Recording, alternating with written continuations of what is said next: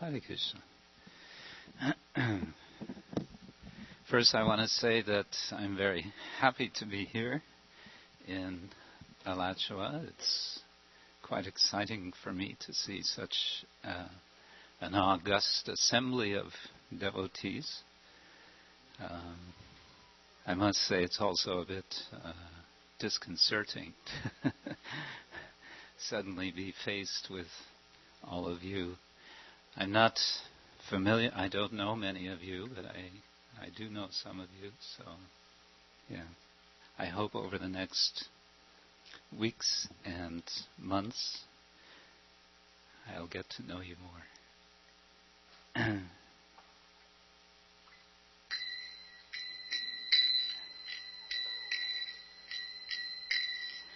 Jai Radha Madhava Kunja Bihari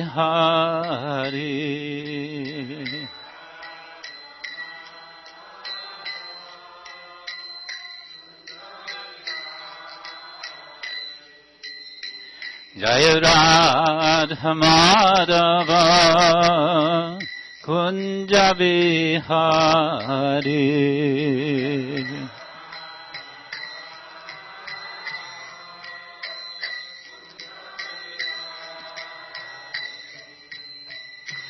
Gopi Janavallabha Girivaradhari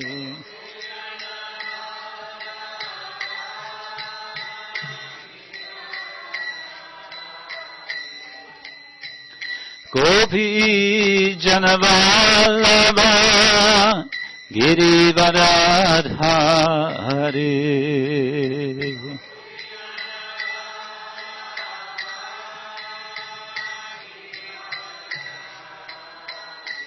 Yashodanandana Vrajajanaranjana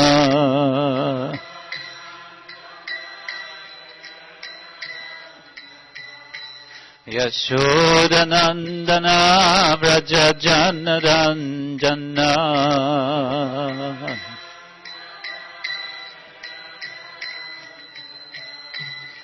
Yamuna Tira Vanachari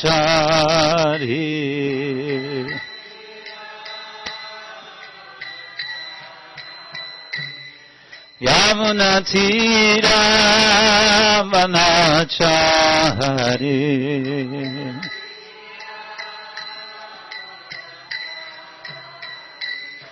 Jaya Radha Madhava Kunja Bihari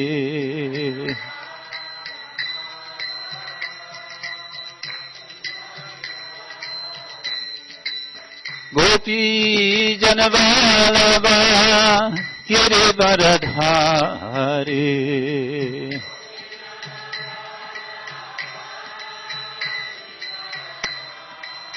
Yashodanandana Vrajajanaranjana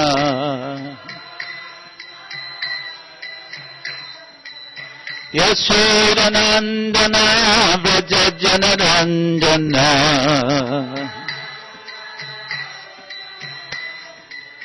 Yamuna Tira Vanachari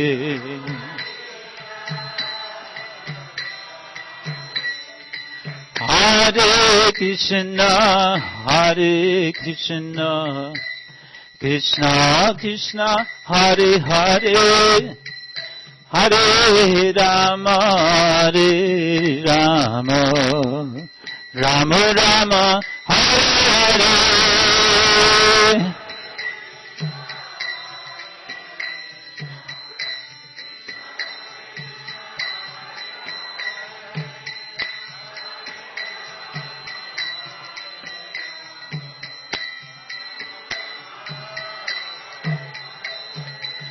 Hare Krishna, Hare Krishna, Krishna Krishna, Hare Hare, Hare Rama, Hare Rama, Rama Rama, Hare Hare.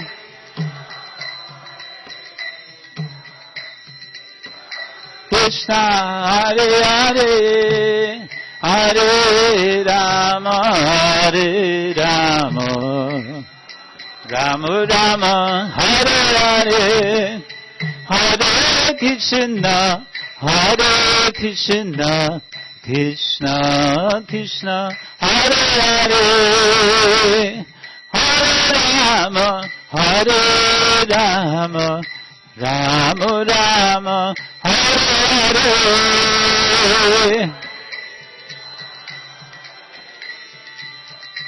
Krishna Krishna, Hare Hare, Hare Rama, Hare Rama, Rama Rama, Hare Hare, Hare Krishna, Krishna Krishna, Hare Hare, Hare Rama, Hare Rama, Rama Rama, Hare Hare.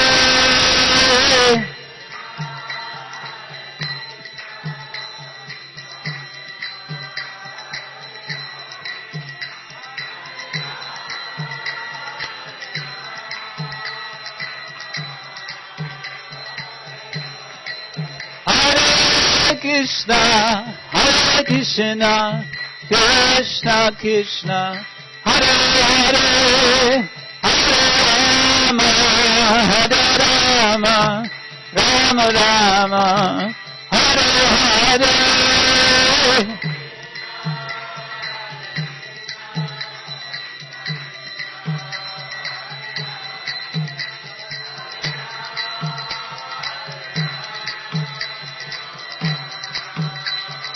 Nitai Gaur Hari Bol, Hari Bol, Hari Bol, Hari Bol.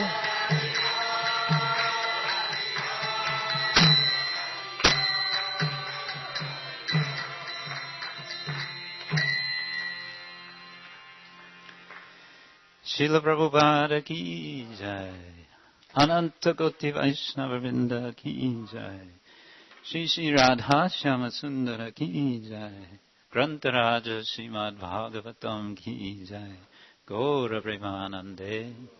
All glorious to the assembled devotees. All glorious to the assembled devotees. All glorious to the assembled devotees. All glorious to Shri Guru and Shri Gauranga.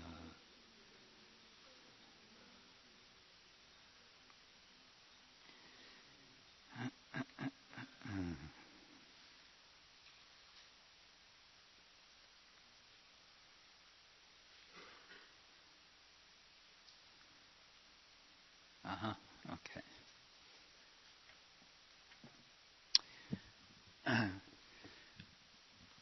Om Jnana-timirandasya Gananjana-shalakaya Chakshurunmilitam Yena Tasmai Shri Gurave Namah. Shri Caitanya Mano-Vishtam Stapitam Yena Bhutale Swayam Rupagaramaham Dadati Swapadantikam Vandeham Shri Guru Shri Yukta Parakamalam Shri Gurun Vaishnavangscha Shri Rupam Sagrajatam Sahagana Raghunatham Vitam Tang Sajivam Sadvaitam Savadutam Parijana Sahitam Krishna Chaitanya Devam Shri Radha Krishna Padam Sahagana Lalita Shri Vishakhanvitangscha Nama Om Vishnu Padaya Krishna Prishtaya Bhutale Shrimate Bhakti Vedanta Swamin Iti Namine Namaste Saraswate Deve Gauravani Pracharine Nirvishesha Shunyavadi Paschatya Deshatarine Vancha Kalpatarubhyascha Kripa Sindhubhyeva cha Patitanam Pavanebhyo Vaishnavebhyo Namo Namah. He Krishna Karuna Sindhu Dinabandhu Jagatpate Gopesha Gopika Kanta Radha Kanta Namostude Tapta Kanchana Gaurangi Radhe Vrindavaneshwari Rishabhanusute Devi Pranamami Hari Priye. Jaya Shri Krishna Caitanya Prabhu Nityananda Shri Advaita Gadadhar Shivasadi Gaura Bhaktavinda. Hare Krishna, Krishna Krishna, Hare Hare, Hare Rama, Rama Rama, Hare Hare. Om Namo Bhagavate Vasudevaya.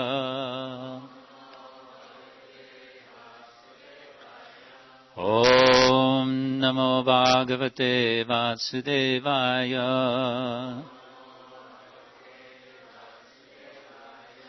Om Namo Bhagavate Vasudevaya.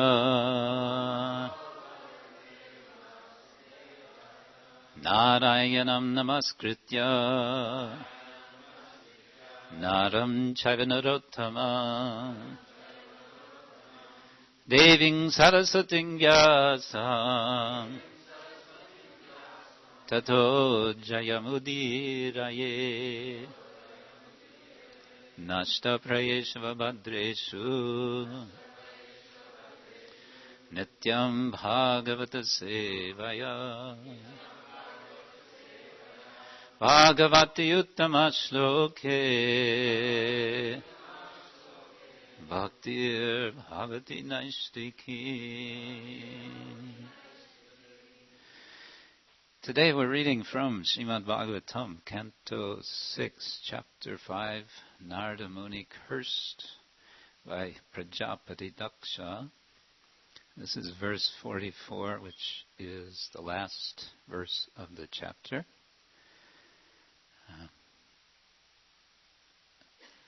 I'm thinking to follow in the footsteps of His Holiness Hanumat Preshika Swami, who I understand was just here. I met him recently in Radhadesh, and I was struck by the logic of his method, namely of going first through the word for word, and then chanting the verse. It made a lot of sense to me, so I thought we can do that, because in that way, as we chant the verse, we're more conscious of what it means instead of simply parroting. Okay, let's try that. Shri Shuka Uvacha. Shri Shukadev Goswami said, Pratijagraha, accepted, tat, that, badham, so be it. Yes, tat badham, that's going to be the statement by Narada, saying, so let it be. Narada Muni, Sadhu Sammata, who is an approved sadhu. Etavan, this much. Sadhuvadaha, appropriate for a saintly person. He, indeed. Titiksheta, he may tolerate. Ishvara, what means Ishvara? Controller, supreme controller, Lord. Well, you'll never guess how Srila Prabhupada translates. He says, although able to curse Prajapati.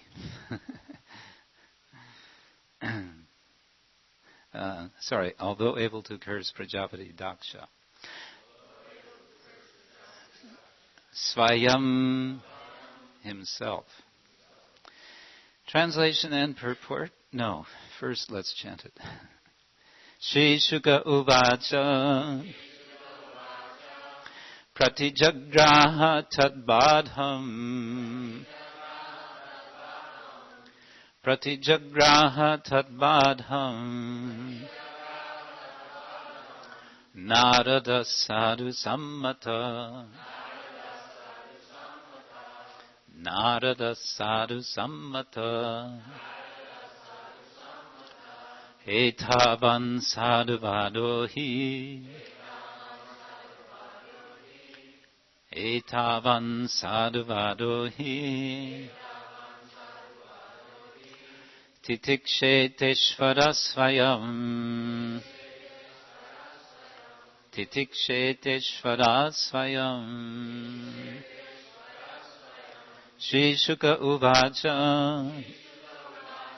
Pratijagraha tadbadham. Narada sadhu sammata. Etavan sadhu vadohi. Titikshete swayam. Others can chant.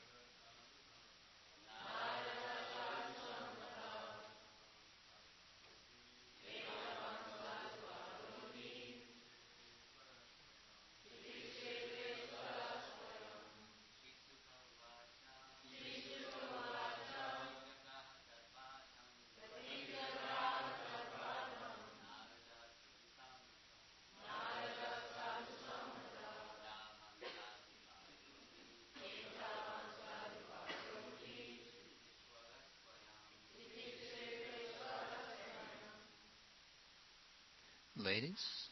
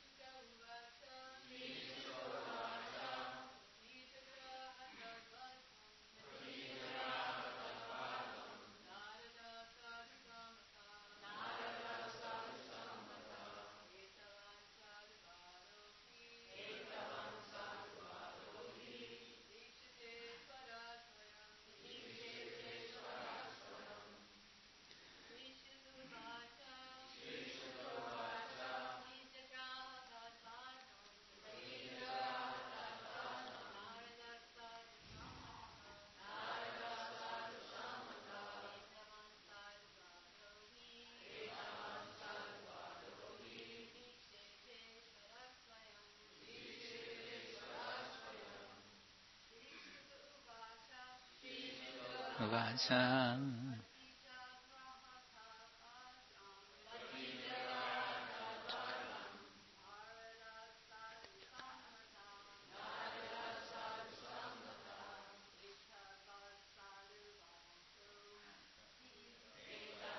Sadhavadahi.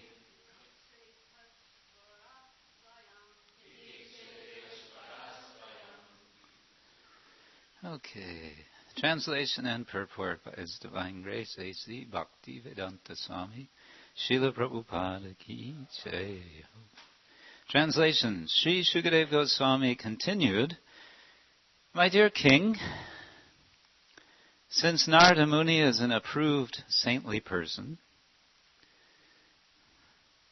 When cursed by Prajapati Daksha, he replied, Tat badham, yes, what you have said is good. I accept this curse. He could have cursed Prajapati Daksha in return, but because he is a tolerant and merciful sadhu, he took no action. Purport. As stated in Srimad Bhagavatam, 3rd Canto, 25-21, Titikshava karunika surita sarvadehinam ajata shatrava shanta. What's the last line? Sadhava sadhubhushana. The symptoms of a sadhu are that he is tolerant, merciful, and friendly to all living entities. He has no enemies. He is peaceful. He abides by the scriptures, and all his characteristics are sublime. Because Narada Muni is the most elevated of sadhus, devotees, to deliver Prajapati Daksha, he silently tolerated the curse. Sri Caitanya Mahaprabhu has taught this principle to all his devotees. All together now. Trinadapi sinichena tadorapi sahishnana amanina manadena kirtaniya sadaharihi. One should chant the holy name of the Lord in a humble state of mind, thinking oneself lower than the straw in the street. One should be more tolerant than a tree, devoid of all sense of false prestige, and should be ready to offer all respects to others. In such a state of mind, one can chant the holy name of the Lord constantly. Following the orders of Sri Caitanya Mahaprabhu, one who preaches the glories of the Lord all over the world or all over the universe should be humbler than grass and more tolerant than a tree. Because a preacher cannot live an easygoing life. Indeed, a preacher must face many impediments. Not only is he sometimes cursed, but sometimes he must also suffer personal injury. For example, when Nityananda Prabhu went to preach Krishna consciousness to the two roguish brothers, Jagai and Madhai, they injured him and made his head bleed. But nevertheless, he tolerantly delivered the two rogues who became perfect Vaishnavas. This is the duty of a preacher. Lord Jesus Christ even tolerated crucifixion. Therefore, the curse against Narada was not very astonishing, and he tolerated it. Now, it may be asked, why Narada Muni stayed in the presence of Prajapati Daksha and tolerated all his accusations and curses? Was that for Daksha's deliverance? The answer is yes. Srila Vishwanath Chakravarti Thakur says that after being insulted by Prajapati Daksha, Narada Muni should have left immediately. But he purposely stayed to hear all Daksha's strong words so that Daksha might be relieved of his anger. Prajapati Daksha was not an ordinary man. He had accumulated the results of many pious activities. Therefore, Narada Muni expected that after delivering his curse, Daksha, satisfied and free from anger, would repent his misbehavior and thus get a chance to become a Vaishnava and be delivered. When Jagai and Madhai offended Lord Nityananda stood tolerantly, and therefore both brothers fell at his lotus feet and repented. Consequently, they later became perfect Vaishnavas. Thus end the Bhaktivedanta purports of the 6th canto, 5th chapter of the Srimad Bhagavatam entitled Narada Muni Cursed by Prajapati Daksha. Shishuka uvacha pratijagraha tadbadham Narada sadhu sammata etavan sadhuvado hi titikshete swayam. Sri Shukadev Goswami continued, my dear king, since Narada Muni is an approved saintly person, when cursed by Prajapati Daksha, he replied, Tat Badham. Yes, what you have said is good. I accept this curse. He could have cursed Prajapati Daksha in return, but because he is a tolerant and merciful sadhu, he took no action. This verse and this behavior of Narada might remind us of the behavior of Maharaj Parikshit, who is hearing Shukadev Goswami recite the Bhagavatam to him as a result of a curse which he accepted. It's explained that similarly Maharaj Parikshit might have countered the curse that came to him, but he did not. He accepted it. He understood this curse appears as a curse, but actually it is a blessing. A blessing in disguise, we say. Indeed, when a curse comes to a Vaishnava knows how to turn it into a blessing. This was the case with Maharaj Parikshit, and this is the case with Narada Muni. We might also recall, on the topic of cursing, that Narada Muni himself has also, or will, in the sequence of Bhagavatam, it will be in the 10th canto, will be engaging, or we might say indulging, in some cursing. Again, this will be a curse which is actually a blessing. He curses the sons of Kuvara who are misbehaving by disrespecting himself, Nalakuvara and Manigriva. He curses them to become transformed.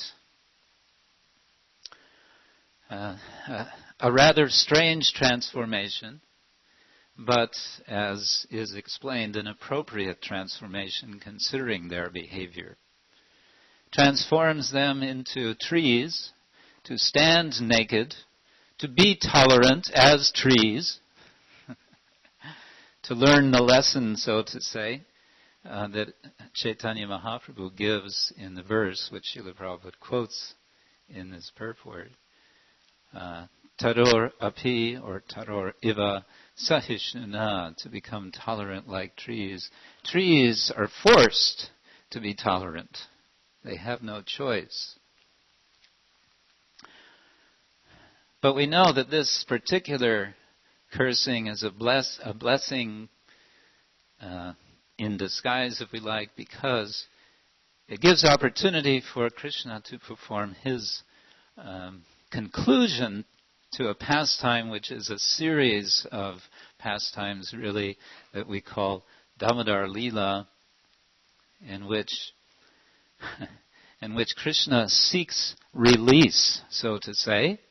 He has been bound up, the Supreme Personality of Godhead allows himself to be bound so that he can unbind his devotees, Nalakuvara and Manigriva, who have been put in this situation by the arrangement of Narada. Here we have Narada in the reverse situation. Narada is the recipient of a curse. Daksha, if we give some benefit of the doubt to Daksha, we might very well appreciate his situation. Imagine, if you will, that you are Daksha, and you have had several sons, and you are very hopeful for them to become successful in the world. You yourself, as a Prajapati, are performing your duty, which is to populate the world. You expect that your sons will follow in your footsteps to do the same as their duty. But what happens? Some fellow comes along, some mischief monger, and he brainwashes them to give up their duty and to take a life of renunciation. Well, all right. After all, renunciation is part of our tradition, part of our culture. Maybe they were supposed to do that. Maybe that is their destiny. All right. We will have more sons. But then again, what does he do? The same mischief monger comes again and again whispers in their ears, why do you want to undergo all of this trouble of householder life? It is so troublesome. Rather, you should take this opportunity that human life gives you and renounce. Take up the ascetic life. Make your life perfect in this way. Go back home, back to Godhead, in this one lifetime. They too become convinced of Narada's words and give up their duty, which has been prescribed for them. Imagine yourself in that situation of being a father with the best of intentions to perform your duty and have your children perform their duty and have this roving, dare we say, something of a madman, transcendental madman, Narada Muni, come along and disrupt all of your plans, all of your intentions. I think nowadays, perhaps more than in earlier times in our society, years ago, we would have said, no, Narada is right, Daksha is wrong in all respects. Nowadays, when we have more householders, some of us fathers, some of us now even grandfathers, mothers, grandmothers, we might have more of a heart for Daksha.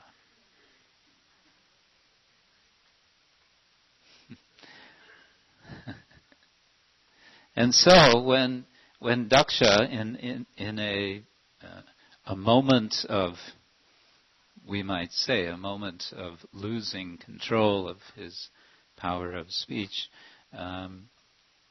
pronounces this curse upon Narada, we might understand what his feeling is. We might also recall, of course, this controversy. The issue is whether one should perform one's duty or one should renounce and become an ascetic. This goes back in time. This is really a perpetual issue in this tradition, in Indian cultural history in general. And it persists. We have seen in our own times, within our own society, in 1976, this controversy came to a head when the Radha Damodara party would travel from temple to temple around the United States. Some of you may have been members of the Radha Damodar. Do we have any Radha Damodar party members here today? Yes. So you must recall that situation, going from temple to temple and encouraging the local brahmacharis to leave the temple and join the Radha Damodar party, to go out and preach the message of Chaitanya Mahaprabhu. All of this was not appreciated by the temple residents, especially the managers, the mainly householders who were naturally concerned to have their temples continue being maintained in a smooth and orderly way so that the temple services would be performed properly. So all of this came to a head in, I believe it was 1976. It was all brought to Srila Prabhupada's attention. All of this is described very nicely in Satsvarup Das Goswami's biography of Srila Prabhupada. You're all familiar with this. The point is that this controversy is a persistent one. It goes all the way up to the present time, and it went very much started very much with early Vedic times. In Srila Prabhupada's purport, the emphasis is on the tolerance that one should exhibit whenever strong words are delivered. We all have experience that someone says something to us to which our response is one of defense. Eating, sleeping, mating, and defending. These are the four propensities that we are all inclined to engage in.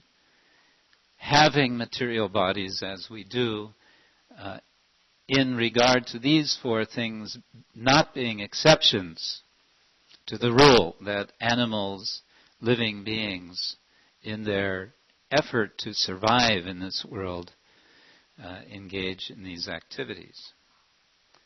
Srila Prabhupada tells us that we should endeavor to minimize all of these activities, including defending, or he would sometimes call it fearing.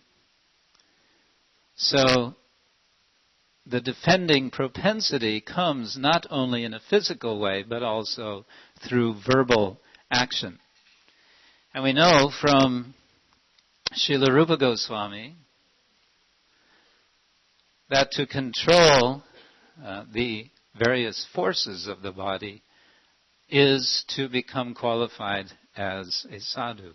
Vacho vegam, manasakroda vegam, jihva vegam, udaropasta vegam, etan vegan, yo vishaheta dira, sarvana pimam pritiving shashishyad. So these vegas, these forces, we all know are extremely powerful. And so the question comes to us who are Vaishnavas or aspiring to be Vaishnavas, how to control these forces. It's significant that the first in Rupa Goswami's list is Vachavegam. Narada Muni does not remain silent. He responds to Prajapati Daksha's curse. He says some words. What does he say? Tat badham. Okay, let it be so. It is good. Pratijagraha, coming from the verbal root gra, to grasp. Narada Muni embraced, so to say, the words of Daksha. He did not resist the words, he embraced them. These words have come to me and they will affect my life. So be it.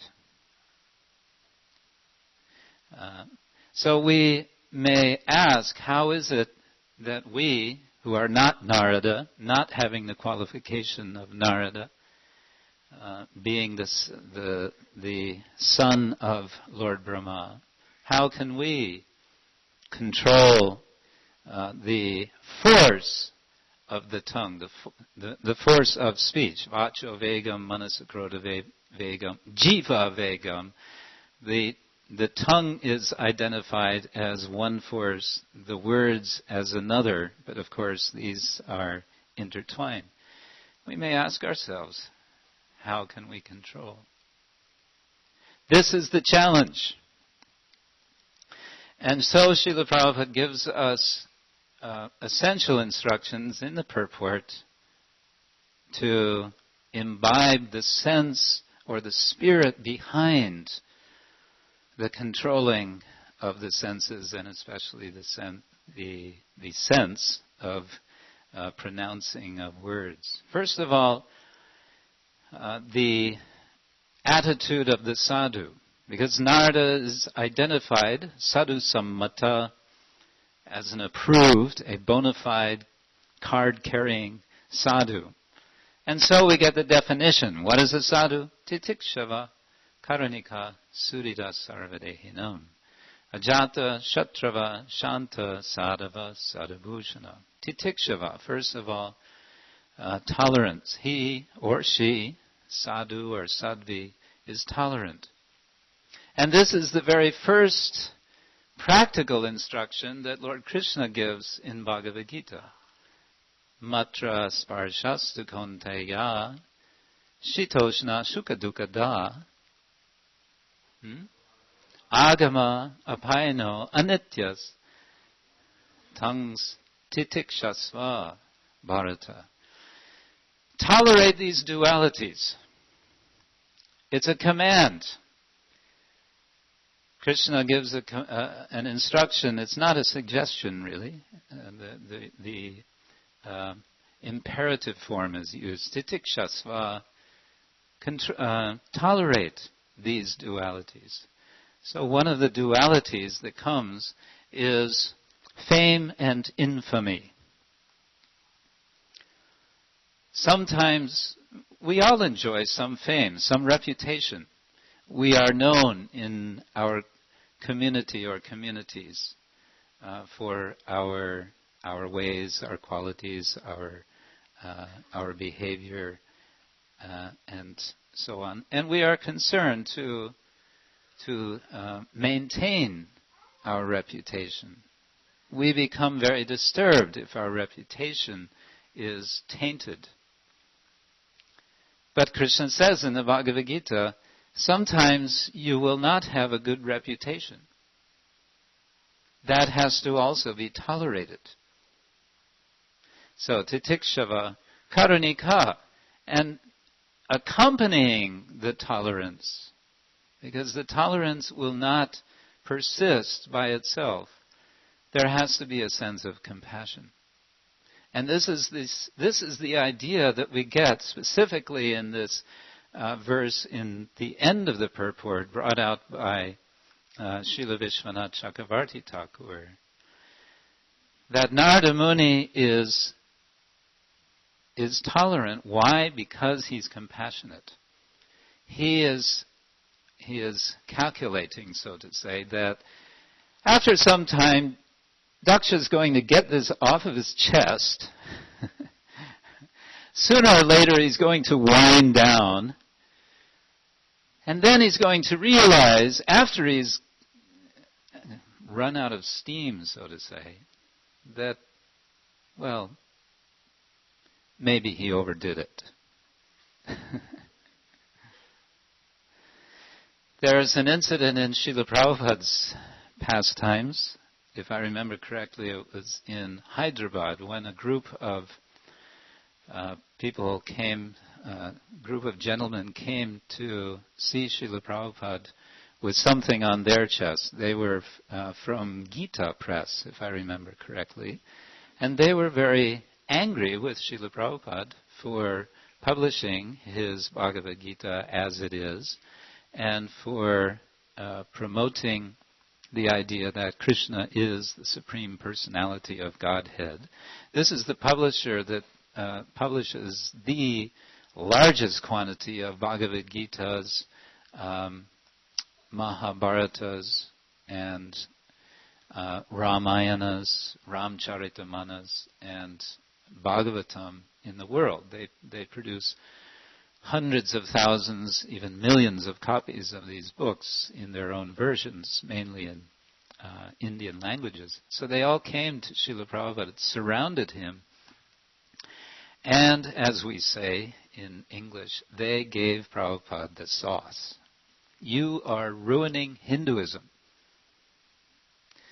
And it went on and on for several minutes, throughout which Srila Prabhupada remained completely silent. After about 20 minutes, they wound themselves down. They didn't have anything more to say. And Srila Prabhupada was not responding. He simply remained silent, which was unnerving, because if he had said something in his defense, then they could have again attacked. But he didn't say a word. He remained silent. And he kept staying silent. He simply sat there. After 20 minutes or so, everyone was silent. And then these gentlemen had nothing else to do but to turn around and walk out. That was it. So that's a nice example for us, which brings us to an essential point about answering the question how to tolerate and how to control our words, is to remember the behavior of those who are our seniors, our example. This is what the reading of Bhagavatam is all about. We are reading about Narada Muni. We are remembering Narada Muni's behavior. And that remembrance is meant to help us to take as example that behavior for ourselves. Okay, then again, the attitude or the state of mind, the character which enables one to practice tolerance is being emphasized by Srila Prabhupada. Trinadapi sunichena tororiva sahishnana amanina manadena kirtaniya sadahari. I'll just say a word or two about this and then end, because I see the sign here says, please end the class before 8:45 a.m. I'll do my best to end in a minute. Trinadapi sunichena. Prabhupada's translation: one should chant the holy name of the Lord in a humble state of mind, thinking oneself lower than the straw in the street. One should be more tolerant than a tree, devoid of all sense of false prestige, and should be ready to offer all respects to others. In such a state of mind, notice he says state of mind more than once here. In such a state of mind, one can chant the holy name of the Lord constantly. The word kirtaniya means able to be chanted, chantable. Hari, Lord Hari, or the name of Hari, is sada, constantly, or always, chantable.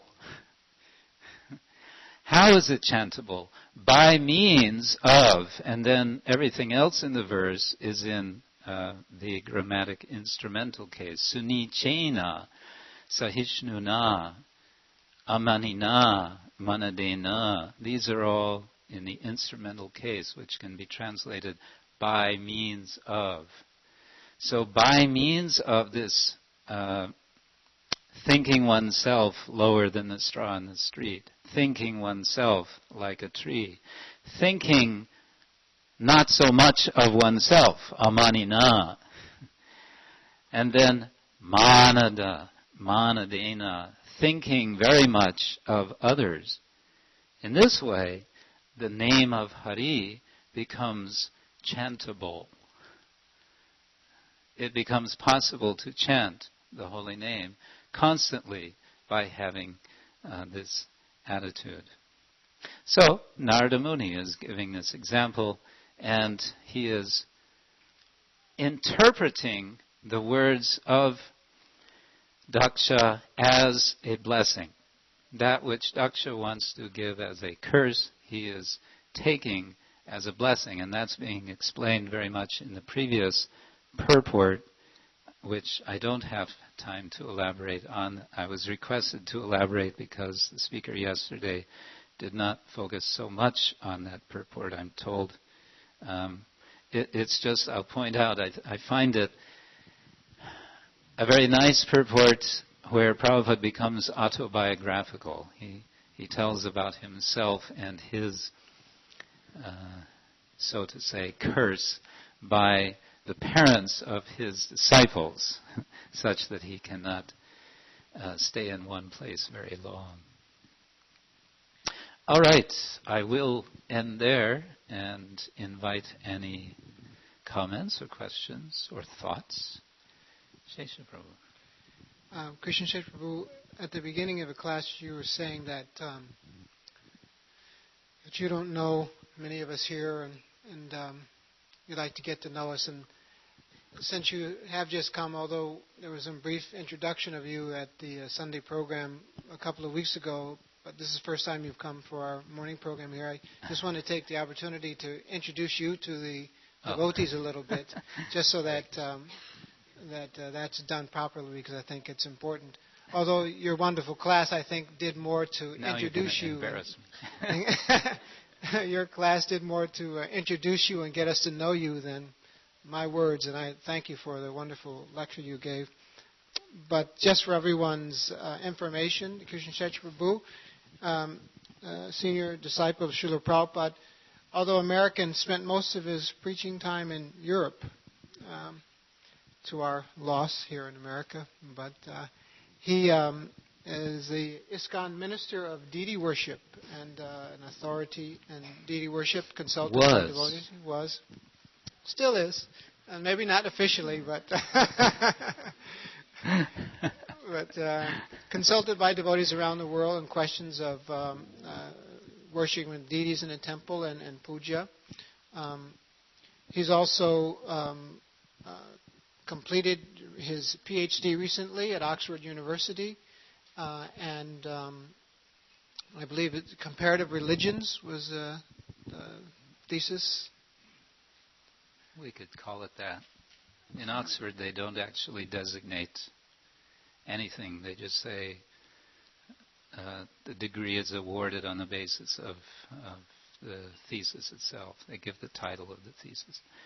Which, yes, the thesis, I can explain, was a comparative study of two temples. One, the Radharaman temple in Vrindavan, which I spent 4 months studying. I lived next to the temple, trying to follow Srila Prabhupada's suggestion, which he had made many years before, that we, our society, could learn from. He mentioned two temples, the Radharaman temple and the Keshava Gaudiya Mat in Mathura for deity worship procedures. So that was one temple, and the other temple was Bhaktivedanta Manor outside London. So we attempted a kind of comparison of the two. And so he's here teaching at the University of Florida. For the next semester, he'll be teaching comparative world religions there. I think it's world religions. Religions of India. Religions of India at the University of Florida. And so he'll be in the area here at least until the spring semester is over. He's also initiating guru in ISKCON, and he has some disciples here in our community also. So, brief introduction, but welcome, very heartily welcome from our community here. Hare Krishna. Thank you. Thank you, Shesha. Yes, so many hands are going up, Mataji.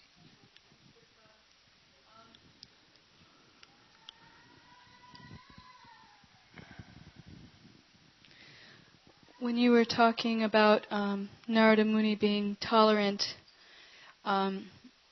just trying to get a little clearer on what tolerance means, because it's a term that's bandied about a lot of times, and mostly it seems to be used nowadays by people who exhibit very bad behavior, telling people who don't like their bad behavior, oh, you should be tolerant, you're intolerant. Yeah.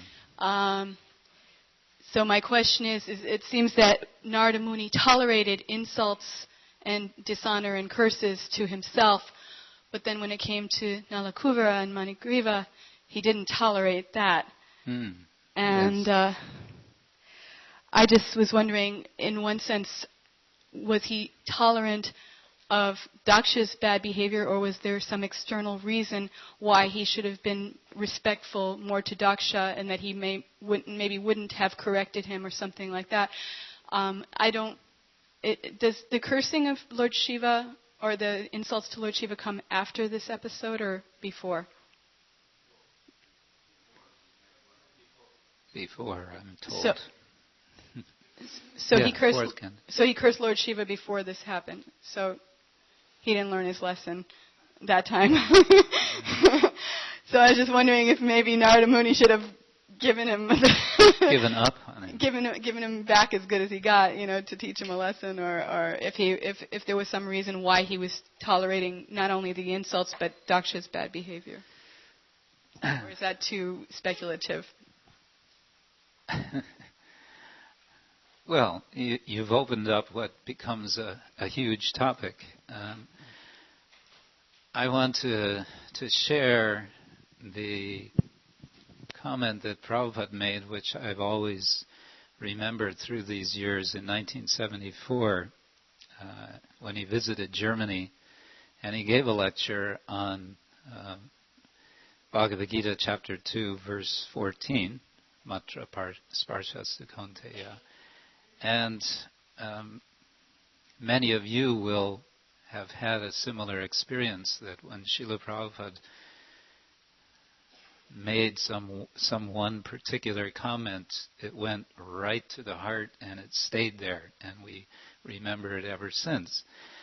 I remember Srila Prabhupada's saying that, and I won't, although I'm remembering his message, I won't remember his exact words, but he was speaking on tolerance and saying that there is no limit to how much we should tolerate. That is to say, the condition of being in a material body is one that demands tolerance, because the body, by its very structure, suffers. And so we are, throughout our lives, practicing various sorts of tolerance. And then he said, and he gave an interesting definition of death.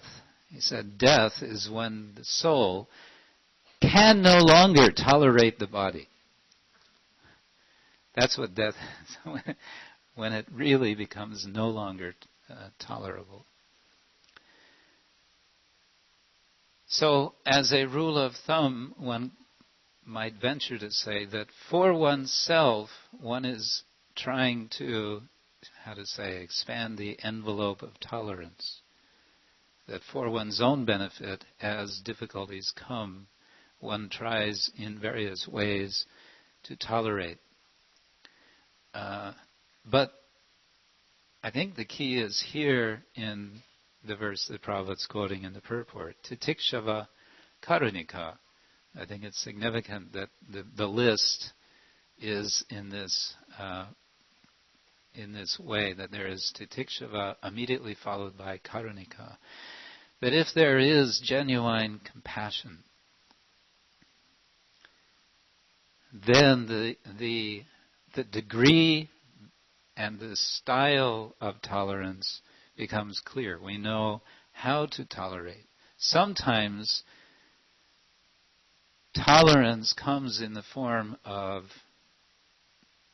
yes, I'm not going to be silent, I'm going to say something to help this other person because I am convinced that I am in a position to help that person. this person is behaving in a way which is disruptive, not only to me but to others. I don't mind for myself what this person is saying or doing. I can tolerate. But if this person is going to go on in a similar way dealing with others, no, that has to be corrected. I will tolerate for myself, but to protect, in this case, perhaps a larger community, or to protect other persons in the family of devotees or in the wider world, I need to do something. I need to say something. That then becomes a recognition of duty.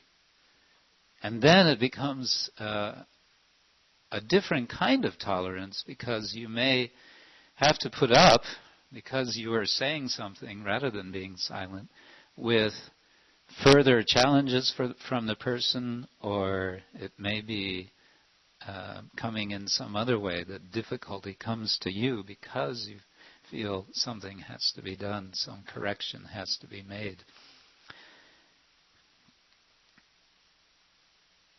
Big topic. I'll just leave it at that, I think. Yes.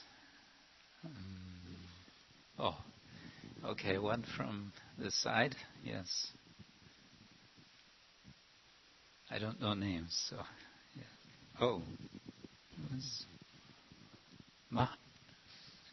I can't see through my glasses. Is this Mahatma?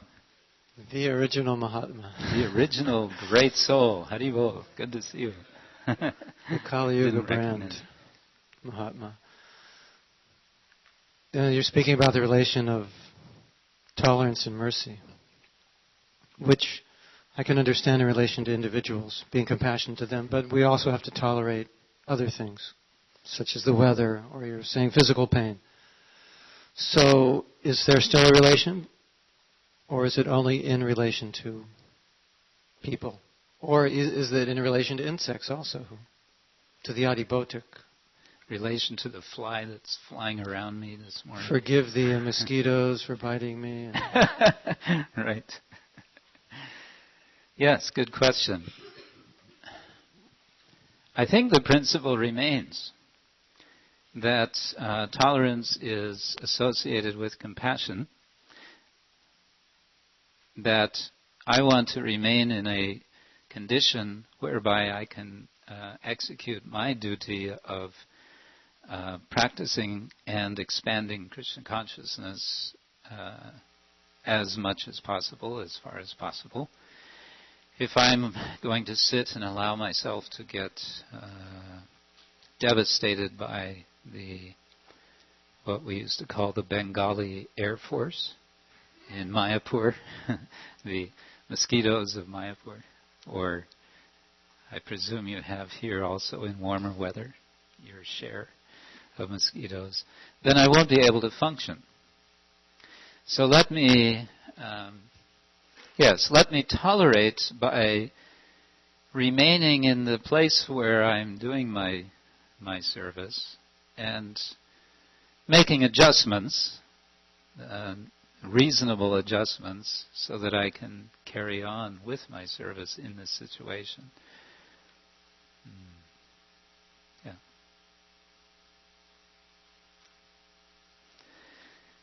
Yes, Mother Lakshmimoni.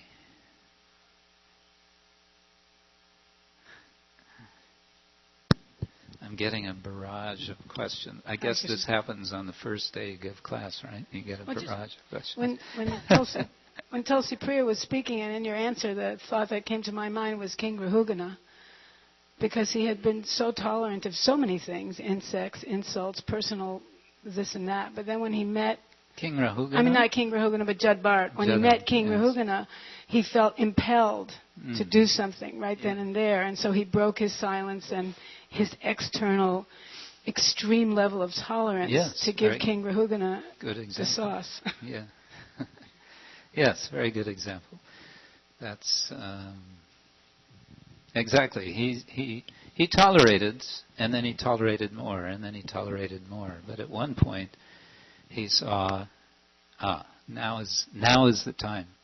Which I think is a good general principle. When we decide we do have to say something, then it can be a critical timing when to say something. If we say something at the wrong time, and that will often be when others are around, which heightens our sense of defensiveness. If somebody remarks on our faults in the presence of others, we have a much more likely chance of rejecting what that person says than if the person tells us in private. I think that's a good general rule of thumb. Yes, sir. Perhaps we should end with this question. I don't know how tightly you keep. We have one more. Vacation time, so we're not in such a rush. Okay. Prabhu, I was just thinking from a different angle of vision. With these two personalities, Daksha on one hand, he has like a very big and responsible position, and these two demigods, Nalakuvir and Managriv, they were demigods, but their position was not as responsible, so to speak. So, let's say from a managerial point of view, did that has something to do with the way Narad Muni reacted in terms of tolerating one and cursing the other? Can you point upon that a little bit? Quite possibly that could be understood, as you say, in managerial terms. What you're saying is Daksha had a more important position, therefore to resist his curse might have been less appropriate than if he had been himself not in that, than if Daksha had been yet another ordinary, not another ordinary, but some ordinary person. We could see it that way, yes. Yeah, so Narada Muni is also a realist. He is seeing things in terms of what is best for others. And at the same time, we have to remember, he is taking it as a blessing. He's saying, oh, great! So I don't have to get stuck, entangled in some one location. I can keep on the move.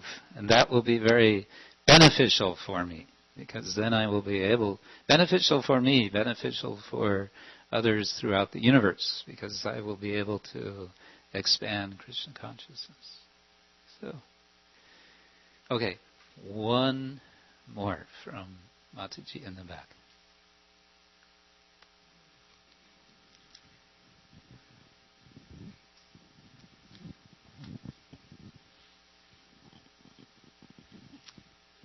In the purport, the point was made that Narada Muni, after the curse, should have left, but he remained to allow Daksha to completely vent and unwind, like you said.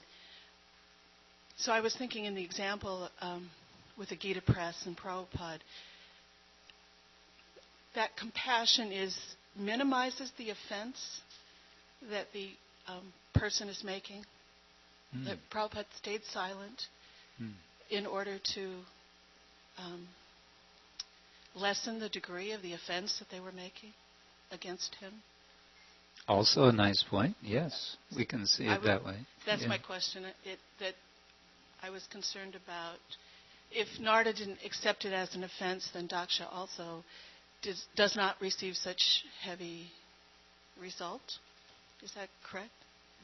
Well, certainly what's happening is that Narada is acting as a kind of absorbent. And we might recall the notion that at holy places, tirthas, where ordinary people go to, so to say, unload their accumulated sins, the sadhus then come and, it's sometimes said, absorb or take on all of that garbage, if you like, and purify the place of pilgrimage, purify all of those who have been to the place of pilgrimage. So in a kind of parallel sense, I think we could say, here's a case where the sadhu himself is the recipient of the words of abuse, and he is, because of his sadhu power, we can say, he is absorbing and therefore not affected, and therefore, yes, in that sense, exhibiting the compassion which is a minimization of the offense. Yeah. Nice point. Right then, I think we'll stop there. Thank you all very much indeed. Srila Prabhupada ki jai.